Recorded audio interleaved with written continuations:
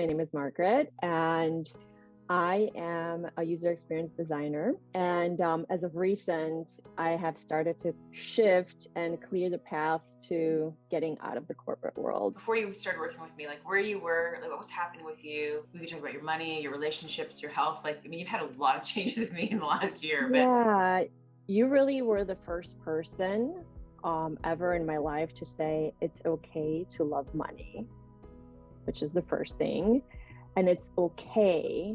And I had never worked with anyone that did that. So I had a financial shift, right? I ended up with an additional over $120,000 working with you. The other things that, like, just doing all the work, I shifted as a parent. I have two children. I have a 19-year-old and I have an 8-year-old. And I had a lot of up and downs with my 19-year-old. I was very controlling. So I tried to control him. I was emasculating him in many ways, and we fought all the time.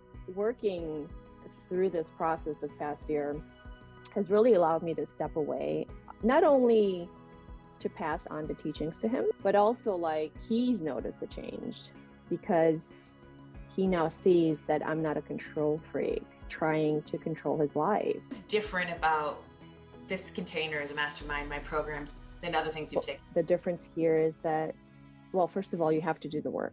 None of the programs really addressed any of this context on an emotional level and addressing blocks and psychology. I had never gone through anything this deep. There is a level of dedication on your end too, which I feel like I didn't have before. And then the other facet for me, which this was part of my intention. I went into this knowing that there's programs available to me that you will be teaching, but I also wanted to make sure that I had access to you as I'm working through those programs so that I can dig deeper and, like, just in case I needed to, I have another place where I can reach you and talk through these things. And I've never really had that before.